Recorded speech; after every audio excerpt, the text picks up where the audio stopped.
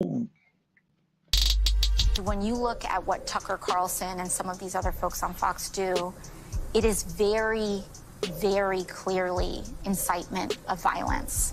Very clearly incitement of violence. And that is the line that I think we have to be willing to contend with. We have some news from within our Fox family. Fox News Media and Tucker Carlson have mutually agreed to part ways. Tucker's last show was this past Friday.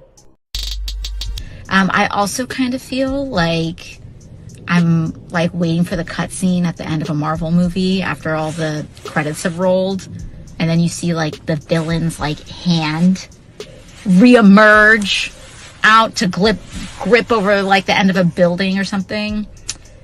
But deplatforming works, and it is important, and there you go. Good things can happen.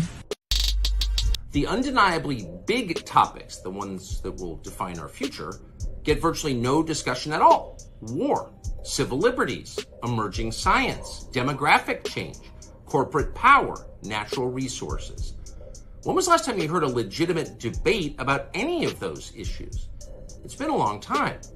Debates like that are not permitted in American media. Both political parties and their donors have reached consensus on what benefits them, and they actively collude to shut down any conversation about it. Black people did not get to enjoy the other freedoms until their Second Amendment rights were secured. And I think that that's one of the lessons that we learned. Still aren't allowed to enjoy the freedoms. I disagree with you on that, Don. I disagree with you on it. I think you're doing a disservice to our country by failing to recognize the fact that we have equality before the law. And you live in this country, then you can disagree with me. But we're not. You mentioned in here that we have three different shades of melanin. Don, I think we have to be able to talk about these issues in the open, regardless of the color of our skin.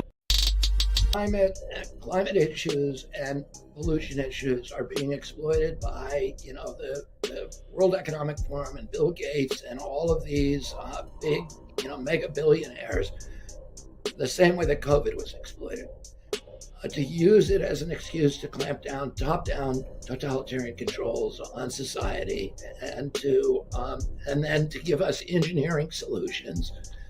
And if you look closely, as it turns out, the guys who are promoting those engineering solutions are the people who own the IPs, the patents for those solutions. Governor Ron DeSantis delivered the keynote at Jerusalem's Museum of Tolerance and seized that moment to sign a Florida bill criminalizing the kind of anti-Semitic acts on the rise. We're fighting back. It's very interesting. I don't want to knock anybody, but the thing he did well on is public relations, because the numbers weren't what they pretended to be. With all of that being said, when you help somebody, I believe in loyalty. You just don't do what he did. Now, he's out campaigning. I assume he's going to run, but I think the numbers are so bad now that a lot of people are assuming that he won't run. And would you consider him to be your running mate? I don't see it. I mean, I don't see it. We're not making this stuff up. This is real. It's time to finish the job. Finish the job.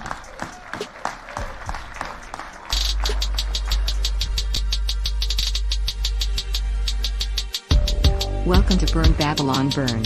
This is not a news show. It's an opinion show. We encourage you to do your own research. We do not give financial, legal, medical, or any kind of advice. Now enjoy the show.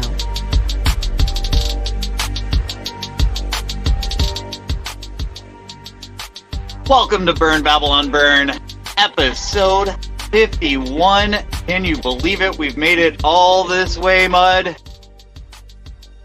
All right. Let's finish the job.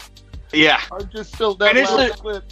Finish us off, like make sure that we bleed out, It's like, let's finish the job. Put on one more leech. Remember the leeches that killed George Washington? Let's put on one more leech, maybe two. They might work even better. Golly, finish the job. Yeah. Oh man, that one. Just 1 second on it. I'm just seeing the repercussions because I own a lawn care business. The amount of people that can't afford to pay me simply because of inflation, especially those people on pensions. They're holding off, holding off, holding off. It is Freight's ridiculous. been slow for over a month now. So I would say at least 6 weeks that freight has been slow. And that's the sign. Really, I tell everybody that the canary in the coal mine is bananas, because bananas have to be transported a whole lot, and they're ridiculously cheap. They're for what they are, and how much goes into getting a banana to a store in, say, Montana. Like, it's a lot goes into it, and then you're selling them for 40 cents a pound. Yeah. I mean, it doesn't make sense. So the canary in the coal mine, in my opinion, is bananas. When you start to see the price of bananas skyrocket, or shortage of bananas, or places that don't have them. And I mean, I've seen bananas in every truck stop in this country. So they're yellow.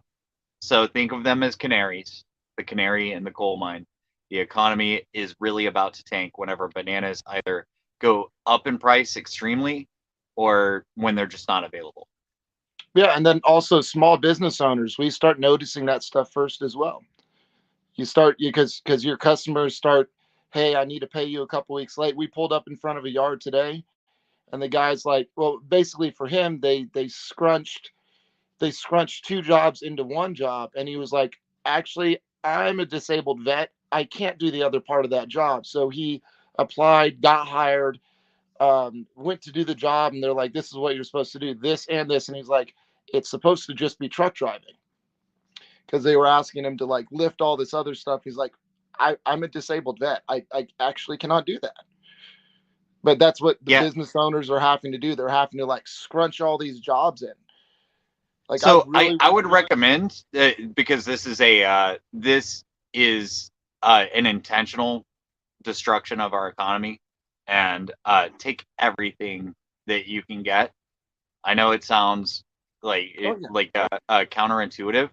Take every advantage that they'll give you. If you can get on welfare, get it. If you can get on some disability program and get money out of it, get it. Just this system is about to fall apart. They're looting it. We should loot it too, because whenever it's over, whenever all the looting is done, we're going to be the ones holding the bag. And that's why I've been recommending that the things that you really want to have, it's not cash, it's not Bitcoin, it's not even gold, because I think gold is useful and everything like that, and it always will be. But breaking up your gold whenever you want something to making change is going to be really freaking hard if we come to a society where somebody's trading a gold or silver for eggs or whatever. Breaking it back up. Lots and lots of ammo. Well, that's a good way to make change for sure, because ammo makes change decently, and it's useful for everyone. As far as I don't know how it's going to break down and break up.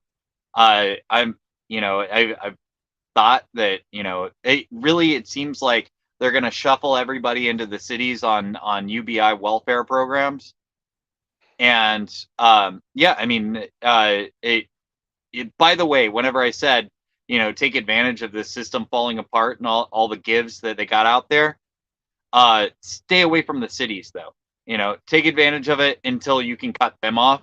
Make sure that nothing that you take endears you to them, as far as that, hey, we got to take this back, and then they'll come for you and come to your property and confiscate and whatever they have to do. So take advantage of the gives while the looting phase is going on, but otherwise don't put yourself out there as far as they get to take something back.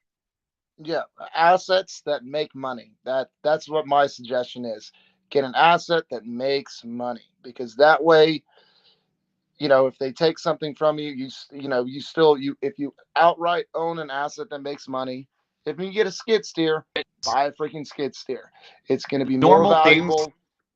Normal things that everybody uses are really good. I think cigarettes are going to be money. I think I was making that comment last week with Mike, is that, I'm like, yeah, that's cigarettes are money. Just think of them like that, burning money. Well, to go off of that, the job almost done. We just saw what, I don't know, was it the second biggest bank collapse, or was it the second biggest bank collapse in history? Which I haven't gotten a lot of details on that yet. I'm a little behind in my news feeds, but I think. But yeah, this is just big fish eating the little fish, and that's going to keep going. In fact, it'll go until there's not necessarily monopolies, but seemingly monopolies going on. I think that'll be. I mean, right now we have a lot of those anyway. It's when you think about a lot of the products out there, they're really owned by a mega corporation. So it's going to look that way a lot more with banks as things go on. Well, that's the interesting thing about looking at Bud Light.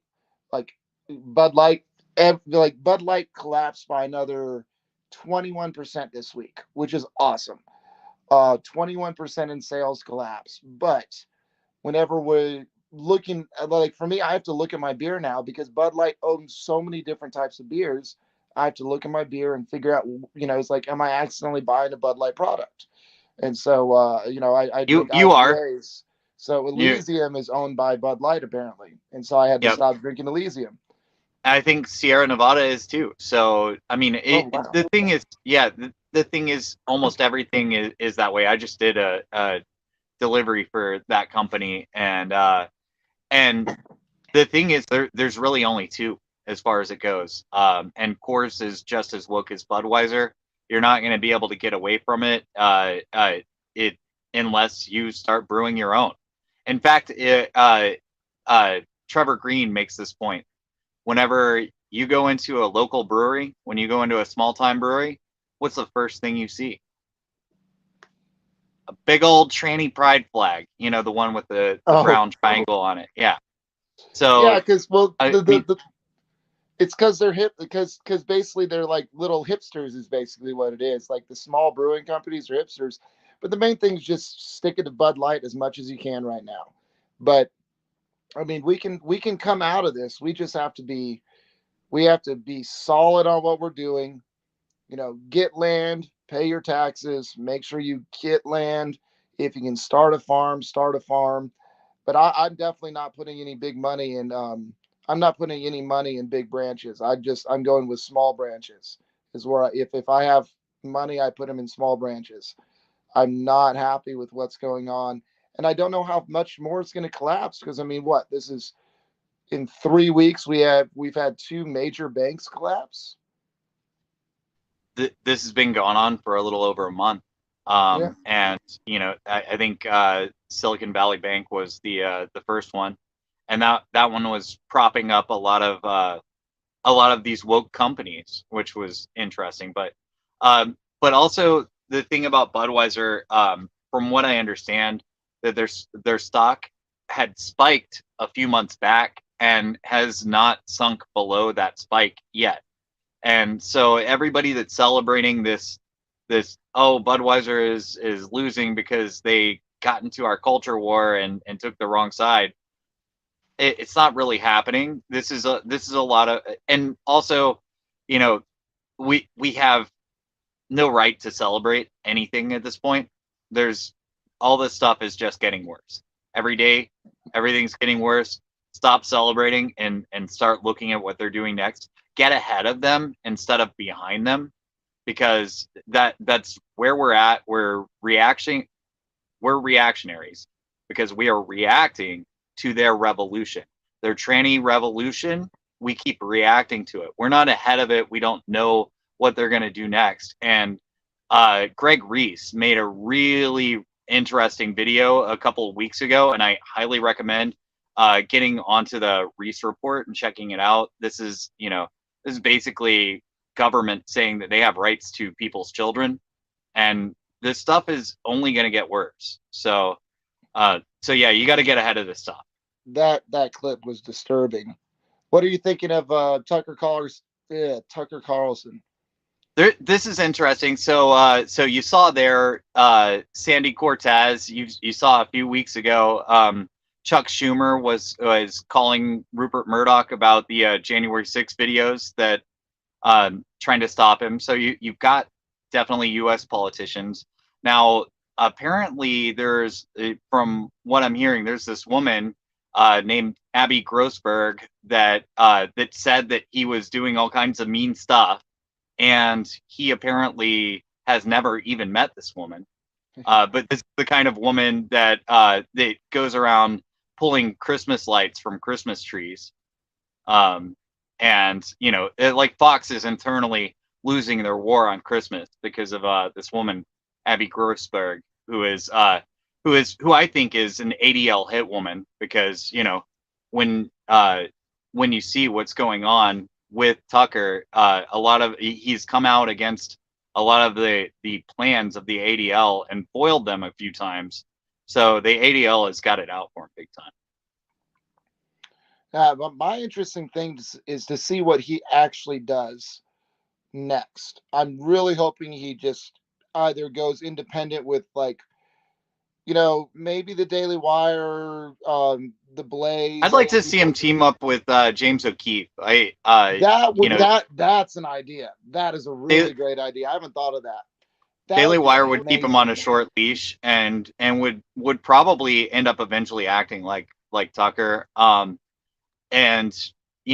think Rumble might give him the freedom that he could use.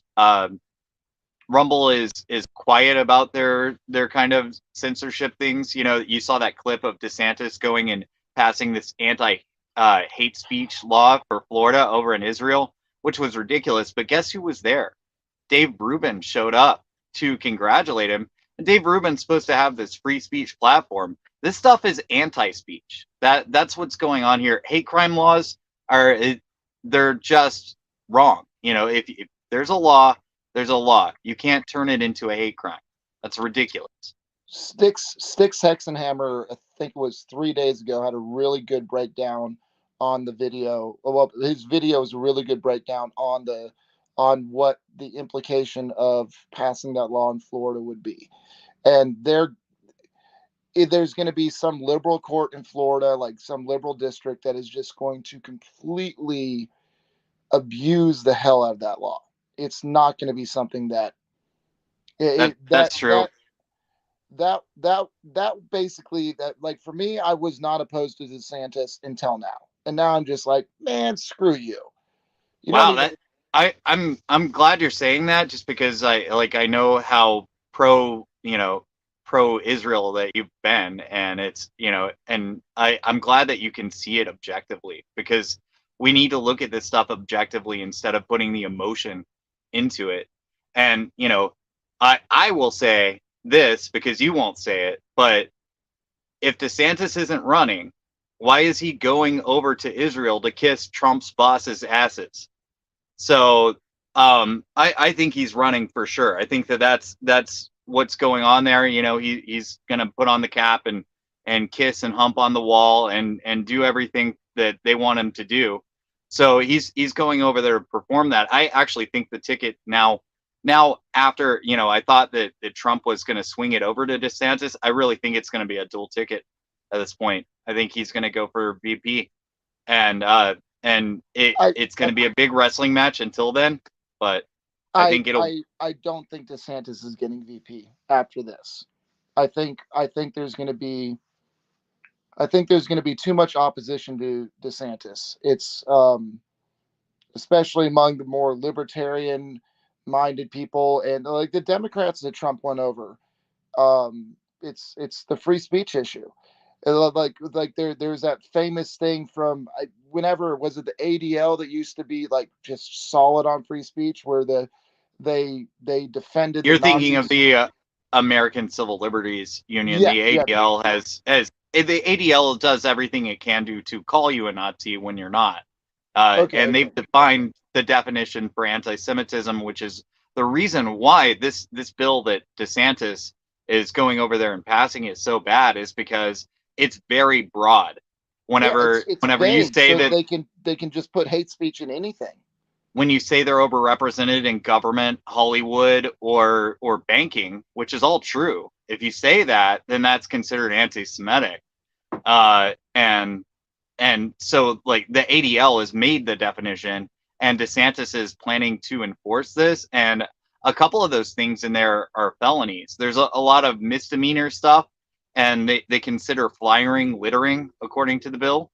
So if you put a flyer on a car, for instance, it's considered littering in this case. So, But this is where it gets dangerous, because you're going to have Black Lives Matters people putting flyers on and getting hit with a misdemeanor type thing, or you'll have, like, it's from what I understand, it's so poorly worded that it's not just anti-Semitic hate speech that it's going after. It's poorly worded, and so the courts are going to broaden the definition, and it's not good. And the only hope, in my opinion, is that the people that Trump put into the Supreme Court are going to knock it down for going against the First Amendment. well, I would hope so, but he's proven himself a good servant to them as well. The other thing, though, is if you have an opinion of history that is not the mainstream, and we see the narratives play out these days where they tell you something happened, they tell you safe and effective, they tell you all kinds of things, and if you disagree with it, then you're going against the mainstream narrative. All the doctors agree, experts say this, experts say that. If you have an opinion outside of that, whenever it pertains to the history of the Holocaust, then that's considered anti-Semitic and will be enforceable by law. And that's freaking sketchy. And, it's really dangerous to us podcasters because we spit out our opinions all the time. And we when the law is changing and being broadened out on that stuff, we don't know exactly. Somebody could pass a law tonight and we wouldn't know that we crossed the line. But part of that point, did you see Bill Maher and Elon Musk? No, I didn't. But before we move on from that, it's on the same point.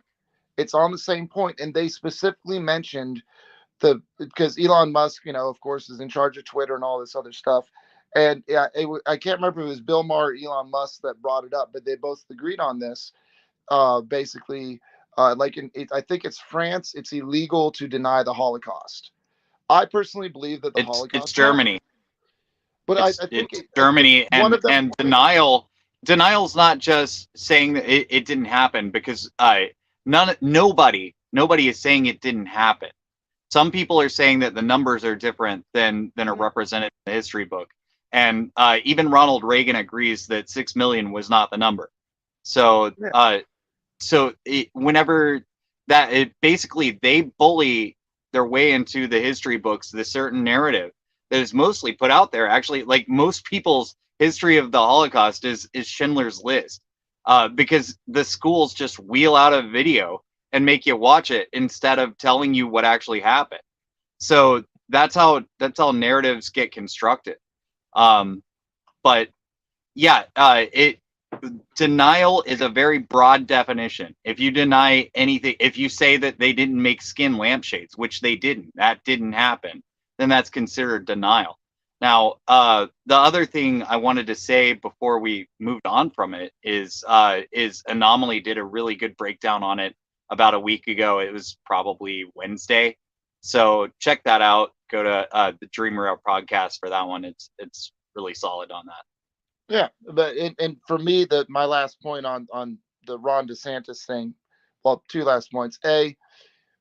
I have no problem with the fact that you disagree with me. I think us being able to talk about it is what's necessary so that we can get the knowledge out there. We get for me, I feel like the numbers are right on.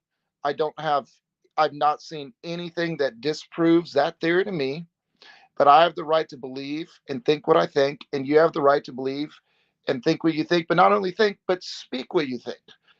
And that's whenever these politicians cross that line, I mean, I started getting really sketchy, and the second point was I started getting kind of sketchy with Ron DeSantis.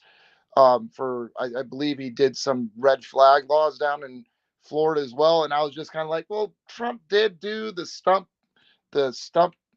What are those called? The Bump stock. bump stock, not stump box. Bump stock ban. I'm like, yeah, I kind of, and then, but for me, this is one where I just can't. I'm just not down with it. Like he was playing a really good game, and the funny thing to me is that Trump now is basically vindicated on his disapproval of DeSantis at this point. I'm just like, okay, I get it. That's a good point. Because like I was never, at some points I've been very congratulatory of DeSantis because he's handled a lot of things really well, and I'm thinking, hey, he's running things in a way where he is actually utilizing power, and now that you can see that he's decided to utilize power for certain groups instead of utilizing power for the working man. Or just simply the Constitution. Like everything was in line for like sticking up for, what the Constitution is supposed to stand for, and then he just veered off. Yeah, my estimation of things at this point is that I just want somebody to represent the working man, and as far as I don't care what you are otherwise, but everything else has gotten out of hand. The woke shit's gotten out of hand. We can't have it anymore. So yeah, somebody needs to be out there representing us. And like you said, the small business owner, right? I was driving through some a really rural area, but I saw a couple of people's shop fronts that are out in the middle of cornfields, right? And I'm sitting here and I'm looking at this guy's sign and I'm thinking about his life, like the day that he put that sign up and how awesome he must have felt, and then I'm comparing it to some mega corporation that's popping up another location in another city that they probably had never heard of until one of their scouts said that there would be demand in that area, and how little it means to these mega corporations. So I like the small business owner. I think that we need a lot more of them. Yeah, but it takes guts. It seriously takes guts, and it takes a lot of hard work. I was working from basically 8 to 7:30 today. It's 8 in the morning, that is, and it's still just nonstop going. I always find it funny when, like, my subcontractor is like, "Why are you getting this percentage of the job?" It's like, you don't know what I had to do behind the scenes to actually make this job happen. You just got $25 an hour for 6 hours of work, and you're complaining about a prickly bush. I've got poison sumac all over my right knee right now, completely covered and messed up with my sleep. I'm still going. And you're right. A lot of people, they don't appreciate that hard work that goes into that small business owner mentality, or what you're doing with truck driving. That's a good point right there, is that small businesses have a lot harder time keeping employees, especially when, like you're talking about doing some hard labor for $25 an hour right there, when, in some of these liberal hellholes like Seattle, the minimum wage is $25, and you can go do anything for $25, whether it be sitting there checking groceries or whatever else, sitting in a coffee stand. And so they make it really difficult in places like that for the small business owner to meet that minimum wage. So yeah, but then if you go, and then the money's screwed up. Yeah, but if you go over there, you can't live in a house for less than like $4,000 a month for an apartment, and like a little tiny apartment. So the workers are getting so screwed over because they're like, oh, I can go to LA and make $25 an hour. Then they get there and I'm like, well, I guess I have to live in my car now. and a lot of people do. So that's a thing that, with the economy going down and the drug problem only getting worse, it's a lot of people that are going to be living in cars or not being able to get their own stuff, and that's why I went for what I did when I did. But had I done it a couple of years sooner, I would have paid half of what I'm going to have to pay. And Exactly. Well, as long as we get somebody that's reasonable in office, interest rates will go down, and then you just refinance for the lower the rate. interest rates I don't think are going anywhere. That's true. Ronald Reagan had to keep them. Ronald Reagan had to keep the interest rate. He had to push the interest rates up for the first 2 or 3 years of his presidency before he could drop them. I didn't think about that. But I mean, the inflation is killing stuff. There's a war going on basically between Janet Yellen and Jerome Powell. If y'all want more information on that, I highly recommend checking out Gold, Goots, and Guns podcast with Tom Luongo. He can break it down for you. It's really interesting. But Jerome Powell's kind of got this stuff by the sack, and we'll see what happens with this. But I don't think I think he's going to do the best he can to save the dollar, whether it be at the expense of some of us or not. And yeah, it'll be interesting as it plays out, because whenever you got warring factions going on, and in a situation like that, things can get ugly. And I don't think that he's going to be changed out without any cheating. So they can't make him leave. It's part of the charter. So there's that, but they might have to break some rules, and you know what I mean by that. There's powerful interests here, and we'll see what happens. I remember talking to a real estate lady last year, and I was asking her, like, "Hey, are we seeing any foreclosures hit the market yet?" And she's like, "Foreclosures? They fixed that problem. There's not going to be any more foreclosures." And I'm like, "Just you watch. We're going to see a wave of foreclosures hit." This was middle of last year, I think. I said it's going to be in a year or two. We're going to start seeing foreclosures hit the market again, and it's coming.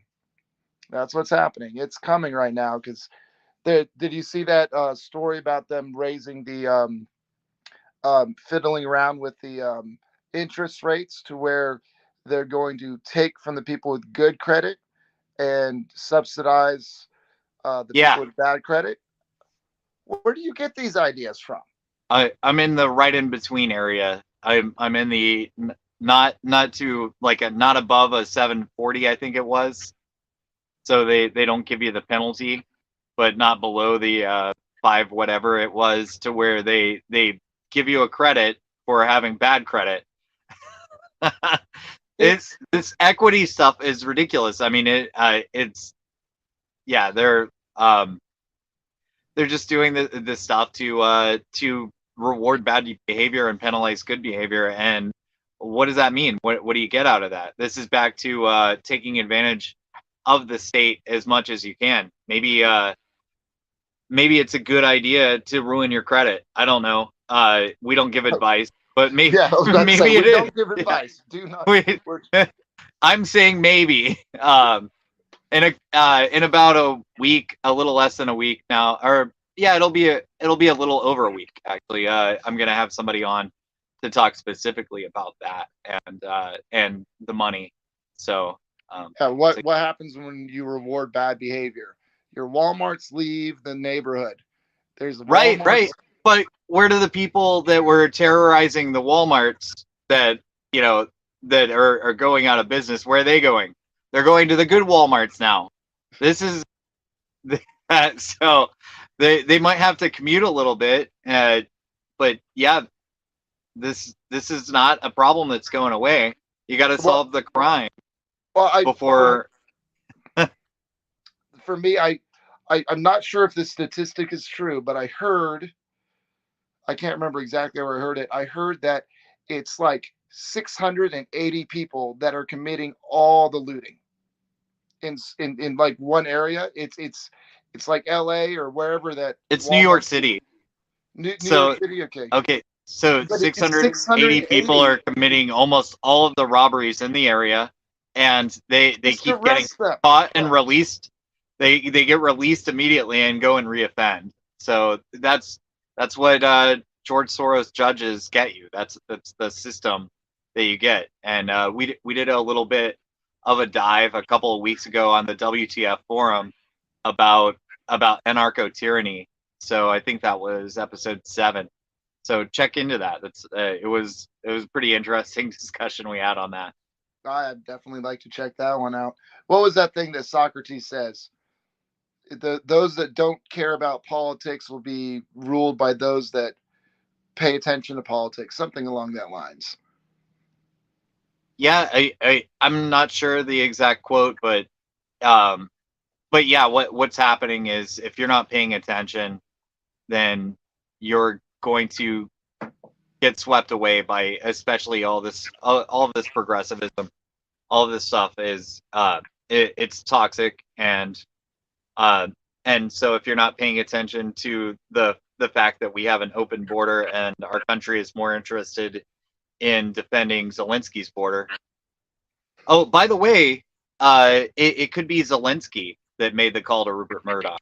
If it wasn't Chuck Schumer, Sandy Cortez, or Jonathan Greenblatt. Apparently that's come out today, is that Zelensky says that Tucker pushes Russian propaganda or something like that, which is hilarious. But he's also coming out against by pushing anti-war rhetoric. He's just like, let's stop the war. Like, seriously, let's stop funding this. We have to pay attention to our own borders. We have to pay attention to our own economy. Stop, because the inflation is happening partially because we're paying for weapons and just pumping out. And you saw that we were talking about skimming not too long ago. That the corrupt country of Ukraine, that has been the most corrupt country in Europe, and it still is the most corrupt country in Europe, is skimming U.S. money that's being given to it, and in fact, even making deals with the Russians to buy their fuel. So, what? Wait! What? I didn't hear that. Did I hear that right? Yep. Ukraine is buying oil from Russia. Yeah, the fuel. Yeah. Seriously? Yeah. Yeah. Hey. that face should say the comment. Yeah, that came out about 2 weeks ago. So. Yeah. Wow. And bullets too. And so what they were doing is they were telling us that the price is this, and then overcharging us. So and the generals and whoever was pocketing a lot of money out of it. So, if you're wondering why Zelensky's wife gets to go to Paris and go on Gucci shopping sprees, there you go. Skimming. Say something else. I don't even know if I have. There's not a comment for that. Right. What do you think about Don Lemon also getting fired? I showed a little clip of his one of his last interviews with Vivek Ramaswamy. He deserved it, in my opinion. Well, I wonder what's going on there, because he did get snippy with his producers. I can't talk while you're yelling in my ear and stuff. But yeah, they were trying to tell him, you're sounding really, really racist, because Democrats or liberals project. They call you racist, that generally means they're racist. If they call you racist, that means they're racist. If they call you cheap, that means they're cheap. It's almost always projection. It's the liberal mindset. It's blame others for essentially what you're doing is what happens. I mean, I've dealt with this. Where have I heard that before? What? It was attributed to Himmler, I believe, but it was actually the communists. It was the Bolsheviks that said, blame them for what you're doing. And really? Yeah. So it was so much that it was even, they blamed the quote on their opposing side. So yeah. It's I didn't even know that was a quote. It's just something I Yeah. recognize in life. When somebody is the liberal people always blame someone else for the Just blame exact your same enemies thing for they're doing. what you're doing. Yeah. Yeah. And I didn't realize I didn't know that there was a quote about that. That's really amusing. But I mean, Don Lemon had it coming. He was losing ratings. You could the only reason to watch him was to make fun of him. That's like kind of. Do you remember Barney as a kid? right, the purple dinosaur. Yeah, the only reason me and my sister would watch Barney is to make fun of Barney. That's literally it. And we couldn't Yeah. watch a full episode either. We would just watch a little bit and then we would like make up a song about how crappy Barney was. I can't remember what the song was, but you know, we would just kind of like, but that's all we could watch. You know, there's certain people that, I mean, they're he was on CNN, right? Yeah. Yeah, he was on CNN, and they're just being propped up by the CIA and the government and all this other stuff. Got contracts with airports to stay online. I mean, Don Lemon had it coming.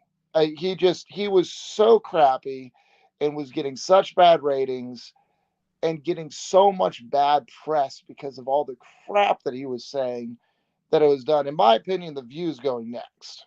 Hopefully, please God, The let the View best go. part about it is that Don Lemon has been railing on Tucker, and all the headlines were that Tucker's out at Fox, and then a little side note at the bottom. Oh yeah, and Don Lemon's out at CNN as well. And no, there was no fanfare, no care. Nobody was sad about it. It was just, it's just okay. He gets to live in the shadow of this giant, who I've also heard that Fox paid him out, so he might not be on TV for a little while. And Yeah, so technically he's still under contract, but his show is canceled. But I don't think that means he can't do speeches and stuff. I mean, I would not mind. Yeah. I would not mind if he became VP at all. I've not seen Well, any. yeah, I don't I think mean, that he has political aspirations. He's made that pretty clear a few times, but if he does, he's already popular, and that's half the battle. They boxed him out. They boxed him out of doing TV unless Fox releases him from the contract. They've already boxed him out from doing TV. So if I was in his position, I'm like, well, I have this other option, and this is the only other way I'm going to get on TV. I wonder what the rules are though for internet broadcasting or for audio. If he's just does exclusively audio, we'll see. I don't know his contract, but yeah, he's got that's 20 million reasons to not be on TV right now. Tim Pool talks about that a fair amount, where you have to be really careful with these contracts because they can seriously screw you over. But we had one more topic that we were going to hit on. We did smooth transitions to all the other ones. Well, I think we were still going to talk about candidates. I kind of made this exclusively about candidates, but let's see. RFK Jr., have you checked into what he's talking about? So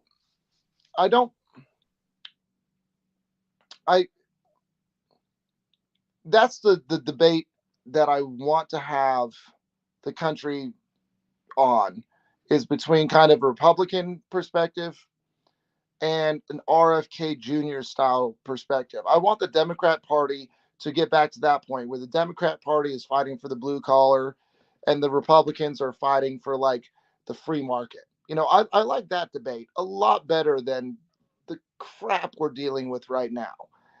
But if it was a vote between RFK Jr. and Joe Biden, 100% RFK Jr. Oh yeah, of course. But that it seems that they don't want RFK to debate Joe Biden, so that they're going to try to push Joe Biden's corpse over the line again. Now, I don't think Joe Biden's corpse is going to make it. I really don't think he has much time. I know that there's multiple Joe Bidens, but I think that it's time to retire him, and I think that they know that. I don't But think that they can sustain all of this Hunter stuff.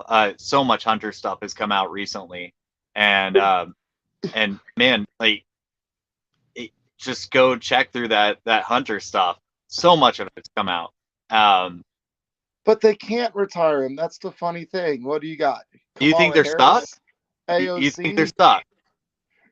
I think they're going to put him out the pasture, and actually I think that they're going to use it somehow. I don't know what they'll do. They'll try to make as much political whatever out of it that they can. They're just going to try to drag his corpse over the line. They don't have anything viable. What's his face? Gavin Newsom. I can't remember the mistake he made. I know he made a mistake a week or two ago. That basically. I mean, Gavin Newsom was a mistake, and I can't remember the mistake Gavin Newsom made, but they're stuck with Biden, and I think they're just going to keep pumping him full of drugs and just try dragging him over the line, and then just be like, okay, VP. The VP's in now. Did you see that? Did you see the clip from Biden talking to the kids where he couldn't remember what the next country he went to was, or the last country he went to was? Oh, no, I didn't. But there was a couple more things that I wanted to say on RFK because I have a clip of him. The funny thing there was a 5-year-old kid that was in the crowd that went, "You went to Ireland." And he's like, oh, that's right. Oh yeah, and he made sure to insult the Irish on his way out. He said, "I'm not a drunk, so I'm not a real Irish." And yeah, he said that. He said something along the lines of that. Oh my gosh. Yeah, I mean he is dysfunctional, and this is yet again why I don't think that we'll see very much more of him. I speculate it's coming soon. So that's been a running theory for me for a few weeks now, is that we won't see Biden in June. But they have some new secret drug. They're going to keep him pumping. All right, RFK Jr. What was your other thoughts? Okay, yeah. So he did kind of backpedal on some of his environmental stuff. That was a clip right there because he had some terrible takes on that. He's still got terrible takes on the Second Amendment. And he has terrible takes on the Ukraine, but he's great about corporations and he's great about big pharma being one of the biggest corporations. So, and he's good on all the other wars. Yeah. So he's good on all the other wars. He's just bad on this Ukraine war. I don't know who got to him or how, but he's got a NPC take on that. I don't disagree with you. It's the thing is, like, the main reason I kind of like his attitude is he kind of still has that rebellious American attitude about him. And like, that's what I like about America is it's like, you're not going to tell me what to think, prove it. Let's have a talk, let's have a debate, and let's walk it out. For me, my favorite, hands down, is Ravon Swamajavi or whatever. Yeah, he says a lot of good stuff. He's a good communicator. I think he's a long shot, and I think RFK is a long shot. And I think it might not be worth it to give a whole bunch of energy to these long shots. I mean, you might as well be supporting Dave Smith at this point. If you're gonna give energy to long shots, or my favorite, yay. So I really think it'll probably be Trump DeSantis versus Gavin Newsom. And I think they'll figure out a way to get rid of Joe and Kamala at the same time. And maybe Newsom with Susan Rice, because she just stepped down as well. And might be distancing herself from this Biden administration. I think Gavin Newsom has had too many F-ups. I think. Well, how many F-ups has Joe had? I mean, his entire history of Joe Biden has been like, I mean, you can find old tapes of Joe Biden lying in debates, straight up telling fake stories, and he still does it to this day. Joe Biden's one of the biggest liars of all time, famous for it. and just telling these stories that absolutely never even happened or happened to somebody else. Yeah, well, I remember it dropping out of, seeing clips of him dropping out of the presidential race before because he plagiarized somebody in England or something like that.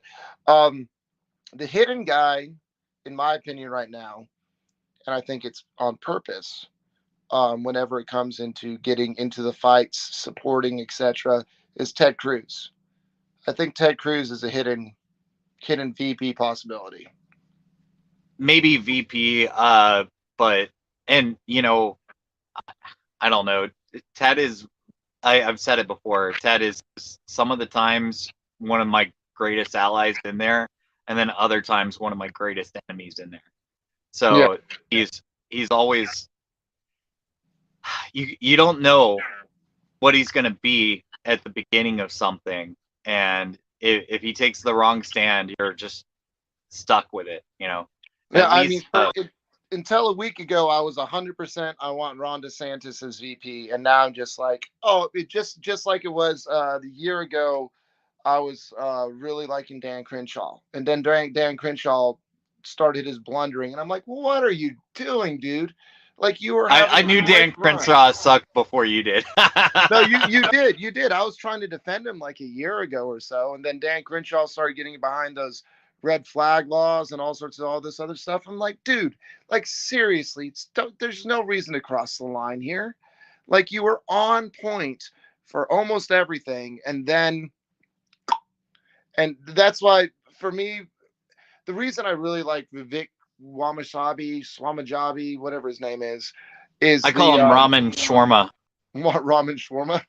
And somebody said that would be delicious. The reason I really like him is because he's really clear and concise, but he's also bringing up points that are going to force the conversation in the debates. He's going to force Trump to address certain things where Trump didn't back down, or sorry, where Trump did back down. Like he was on Michael Malice the other day, and he said he wanted to look more into the guy that did the Silk Road. I can't remember what his name was. He was talking about who should be if these people should be pardoned, and he said Julian Assange, hands down, pardoned right away.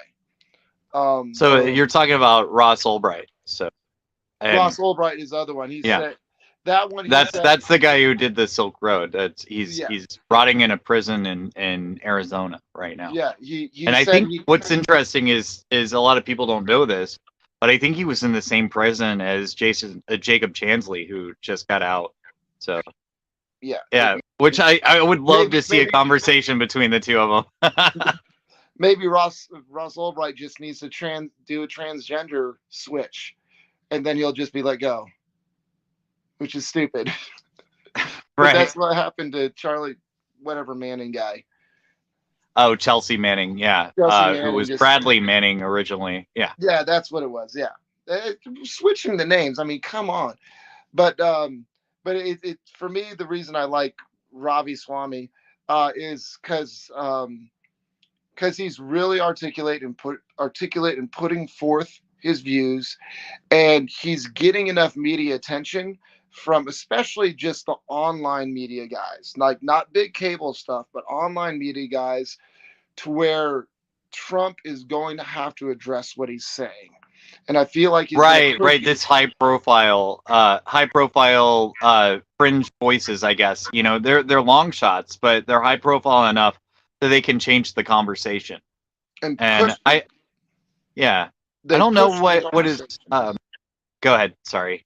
They whenever you get somebody with his skill, he's starting to shift the narrative, and that's what's so important, to be able to shift the narrative to talk about what people really care about, and he's able to articulate it in such a way that people can look and say, I really like what he has to say. And then at that point you get like an Alex Jones or some other a Dave Rubin saying, hey Trump, what are your thoughts on this conversation here? And they get Trump to shift back to where his focus was whenever he first ran in 2016. Yeah, I could see RFK being used for the same purposes. So so that's good. And what is Raman Sharma's take on the whole vaccine tyranny that we experienced over the last couple of years? He basically says that from what I remember, I think his comment was somewhere along this lines. It's not necessarily that the pharma companies are very corrupt. It's that the patent office is very corrupt. And the reason that they go in circles is because of these large bureaucrats. It was a very, very interesting idea that he put forward. But essentially, these big corporations are having to cater to these large bureaucrat organizations. And so he actually, from what I remember, he basically said that he doesn't necessarily think that it's that necessary to put term limits on congressmen or senators because they can be voted out. He really wants to put term limits on the people that get hired by these bureaucracies. Basically, every 4 years they get kicked out because those guys are so entrenched and they can be manipulated with money, etc. That was kind of right. That was the point that really stuck out in my mind. Yeah, like Fauci did 45 years or something like that. He's paid more than the president. I mean, what the crap? Yeah, it's and is able to make all of these deals. They couldn't have done it without him. So, and so yeah, I mean, he helped make some of the stuff. So I mean, he made millions, if not $1 billion, off of that. But I really thought that was a really interesting point that I haven't heard brought up. It's term limits on the bureaucracy. I like it. Yeah, that could work. Yet again, long shot, but hopefully he some of his ideas get picked up by the big guys, and yeah, we'll see what happens with all of this. Have we left out any candidates? There's some woman, some kooky woman, Michelle Williamson or something like that. That's like she's like a witch or something, and yeah. My mom wants to campaign for her. My mom's like so excited about her. They're like twin flames. Oh man. Everybody gets a tiny cow. Yeah, exactly. A tiny cow and a crystal. A tiny cow and a crystal. A tiny cow in every pasture and a crystal in every singing bowl. But to me, the one point that the last point on that, the conversations and the debates that are going to be happening, I'm personally very excited that the Republicans are signed on with Rumble because it's going to get it away from the corporate structure. The debates are going to be hosted by Rumble. I think it's going to create a new dynamic. To rake back to something that I said early on in this is that Ruben was over in Israel kissing DeSantis's butt as DeSantis was out there kissing the butt of all of Trump's bosses in order to sign this bill that is basically ADL ideology into law. So yeah, I mean I'm not disagreeing, because to me the funny thing is that like there's a split in the Republican/Libertarian between DeSantis and Trump primarily. There's a split on who they're trying to push. The Daily Wire and Dave Rubin is really, really pushing DeSantis. For example, on the other side of commentary, Sticks, Hex, and Hammer is basically done with DeSantis. Scott Adams is like, that guy is making a lot of mistakes. He was doing good until like 2 weeks ago, basically, is what Scott Adams' take is. And so it's going to be very interesting seeing that. But the reason that I like the fact that the Republicans are doing their debates with Rumble is because you're going to see a lot more independent commentators the debates are going to be hosted completely different than we've seen before. It's not going to be, what was his name, William Wallace or whatever that guy's name was, that Fox guy. It's not going to be. I have no idea. Sorry. Just they had all these like famous newscasters that were like, what do you think about they this? ran the debates. Yeah, I've already forgotten their names, but yeah. I'm glad that they're going out, but yeah. It's going to be. I think it's going to be a new age of media, because it's going to completely shift the way things are happening. It's going to get away. It's going to be really fun also, because there's not going to be all these commercial breaks. We'll be back in like 3 minutes. They'll be able to have longer answers. Basically, it's not going to be like, hey, Trump, here's 60 seconds to answer this, and then Biden, here's 60 seconds to answer this. It's going to be like, you actually have to explain yourself. Here's 5 minutes to talk on this topic. Just like the Soho Forum that Gene Tom Woods, Epstein, Tom Woods' friend. Yeah. Yeah, Tom Woods is on there sometimes or whatever, but it's a lot. Oh, Tom, we're going to have a big debate at the Soho Forum. It's going to be Jonathan Casey, the biggest lame-o that you've ever seen, versus somebody that actually makes sense. It's going to be great, Tom. Come on out. Yeah, but to me, I feel like the debate between the Republicans is going to be a lot more in depth, because they're basically getting off cable for this next round, and that makes me excited. I can't wait to see it. Yeah. I mean, the more information out there, the better. Exactly. And we'll see what happens with that. Anything else? Shall we roll the theme? One last comment that I really think is going to be an interesting one on Tucker Carlson. Scott Adams is so happy that he got canceled. He is having a blast because he's completely uncensored now. His comic strips are like next level. Hey, I don't care if I offend you now type stuff. I'm really looking forward to seeing what Tucker Carlson comes out with next, because it's going to be next level. Wherever he goes next, it's going to be next level. He's going to be unbridled, and he's going to gain momentum. That's what my opinion is. Yeah, I think the points that he brought up in that little clip that I showed in the beginning are things that a lot of people aren't talking about, and it would be important if those conversations were had. Tucker does get to things a little late, but he gets there faster than anybody else in mainstream media, and he goes places that they would never go. So as far as I talked about it whenever I got to talk to Pete a couple of weeks ago, that hey, he might be a CIA asset, but at least he's our CIA asset. So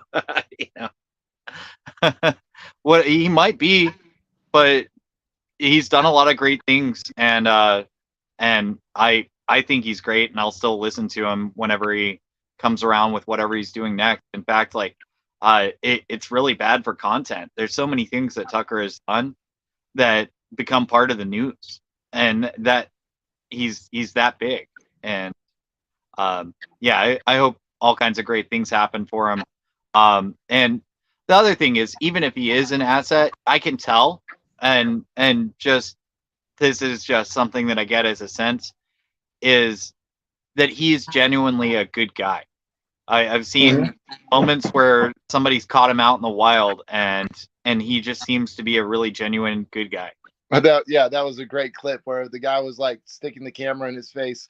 What are you doing? He's like, I'm fishing. He's like, can you do that here? And he's like, yeah. Like, I don't have a problem with you filming me. I was just wondering why you were filming me. It's your right. I have no problem. It's like, yeah, he was like, it's really relaxing. I just like to come down here on my lunch break. I think that's great. What a cool person, really. Yeah, I think he's a cool guy. And I'm not 100%, but I'm not 100% with anyone. So exactly. Yeah, he's a good guy. So I hope he comes back, and I hope it means something. Well, this has been Burn Babylon Burn, episode 51 with Ando and Mud. Peace out. Thanks, y'all.